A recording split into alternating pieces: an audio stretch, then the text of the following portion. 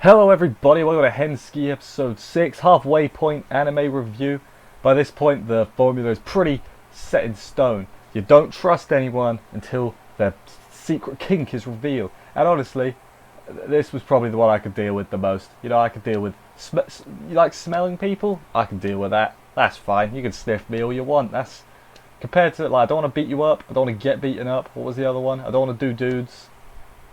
That's the other three, yep. I don't want to bang my sister, there's another one. But you can sniff me all you want, that's fine. But yeah, this episode, that's basically what we focused on this episode, was the sniffer, as she shall now be known. I'm never going to call that again. She has a name, it's in my notes. Yeah, it was enjoyable enough, you know. These kind of shows, despite the what do you call it, pervy, the kinky stuff they're into, it's still just a high school harem at the end of the day, and that's fine, I enjoy them. They're like my isekai. I am high school harem trash. Let's get on with the episode, see what happened. So, episode begins, main character talking to the sensei. Remember her? I still got a feeling it's the sensei that left the letter. Basically saying, hey, was anyone in the building, you know, the day that we were cleaning or whatever? And she was like, yeah, it was the vice president, Fujimoto. Remember her? She looks like Rem. She comes to thank him, made him some sweets, gives him a huggu, you know. Everything's going off. The sniffing thing was really obvious because they played it up a lot. The episode, they were like, she did that a lot. I hope that came out well on the thing. Otherwise, it just looks silly. Then he, I guess, reports to Koharu. She's like, here's what I've deduced from my investigations of her, and she gives him loads of information. And he's like, okay, that's good. That's information is good. I'll investigate the rest myself. Thank you, Senpai Kohai. That's what she'll be called.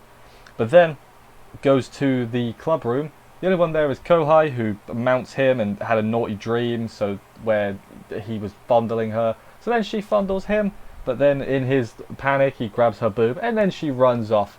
You know, that was her one appearance. You know, don't know how necessary it was, but you know, why does she freak out? She's like, she should be punishing him for doing it, like whipping him. Well, I mean, that would make. Doesn't matter. Doesn't matter. After that shenanigans, Fujimoto shows up to the club room, basically to investigate the place, including the lockers. She focuses on them lockers. It's a red herring, though, as we find out later on. Red herring. Basically then asks him, hey, come help me pick up trash. And I'm like, nice, you're going to pick up low-tier waifus? Trash, get it? Haha. It's funny. Anyway, Senpai's watching them and is like, what are you doing? This is my nest.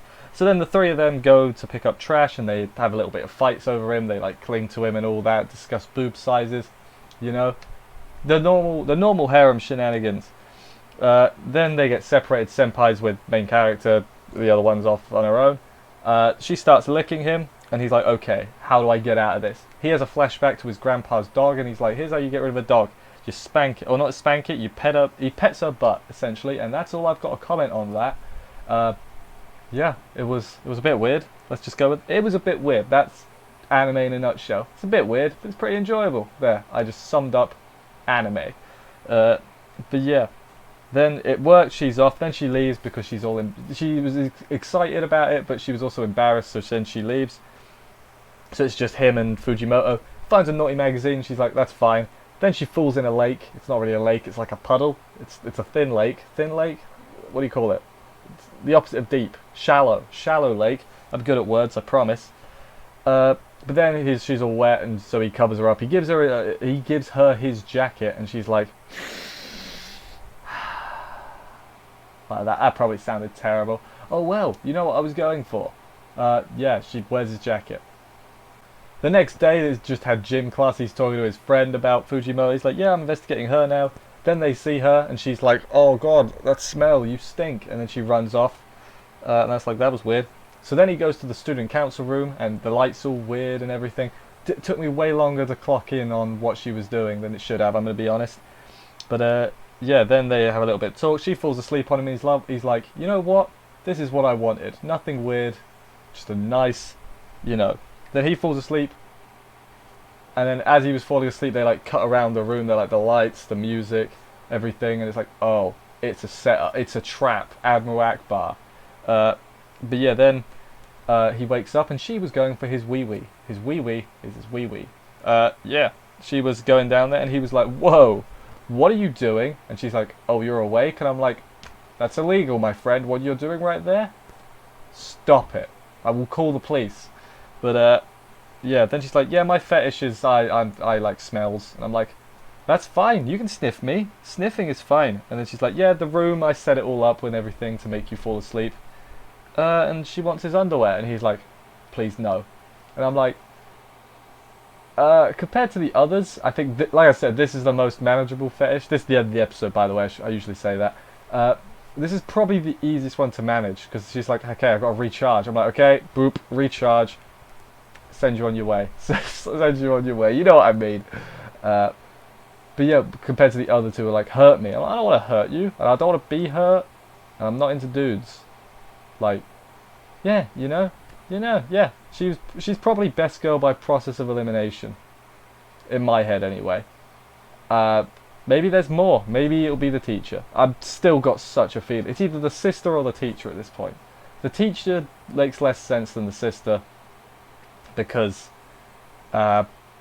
she hasn't really had much dedicated to her yet. The sister, so it'll come out of left field because it's so obvious. Everyone's looking at the left field, so we need something to come out of right field.